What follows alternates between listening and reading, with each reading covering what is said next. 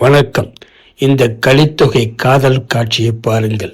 குறிஞ்சி நிலத்து மலைவாழ் பெண் ஒருத்தி தன் காதல் பற்றி தோழியிடம் சொல்கிறாள். நான் திணைப்புலத்தில் இருக்கும் போதெல்லாம் வில்லேந்திய வீரன் ஒருவன் தப்பியோடைய மானின் காலடியை தேடிக்கொண்டு வருவது போல நடித்து கொண்டு தினமும் வந்து என்னையே பார்த்து கொண்டு நிற்பான். இரவிலே நான் படுக்கையில் இவன் ஏன் வருகின்றான் என்று தினமும் நினைத்து பார்ப்பேன். அவன் என்னை விரும்புகிறான் போல தோன்றியது. அதை அவரிடம் எப்படி கேட்பது? முன்பும் தெரியாதவனோடு நான் எப்படி முதலில் பேசுவது என்று பேசாமல் இருந்தேன். காலப்போக்கில் அவன் வருகையை எதிர்பார்த்து என் மனமும் ஏங்கத் தொடங்கியது. ஒரு நாள் அவன் வந்தபோது நான் திணைப்புலத்தில் ஒரு ஊஞ்சலில் மெதுவாக ஆடிக்கொண்டிருந்தேன்.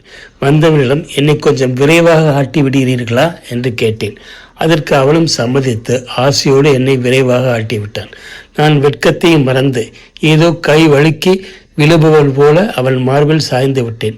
நான் நினைத்தது போலவே அவனும் என் கை வழுக்கி விட்டதாக நினைத்து என்னை கீழே விடவிடாமல் பக்குவமாக அணைத்து கொண்டான்.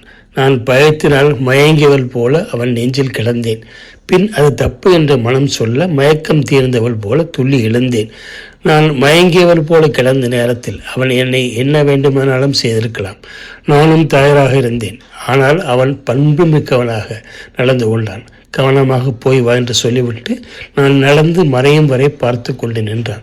அவன் விரும்புவது என் காதலை, என் தேகத்தை அல்ல என்று உணர்ந்து நான் மெய்சிலிருத்தேன் என்று சொல்கிறாள் அந்த பெண். என்ன அழகிய காதல் காட்சி! ஊசல் ஊர்ந்து ஆட ஒரு ஞான்று வந்தானே, ஐயா சிறிது என்னை ஊக்கி என கூற தையால் நன்று என்று அவன் ஊக்க கை நெகிழ்வு பொய்யாக வீழ்ந்தேன் அவன் மார்பில். வாயாச்சத்து உன்குழாய் செல்க என கூறிவிடும் பண்பின் அங்கன் உடையான் அவன். இந்த கலித்தொகை கன்னித்தமிழ் காவிய காட்சி பிடித்திருந்தால் சொல்லுங்கள்.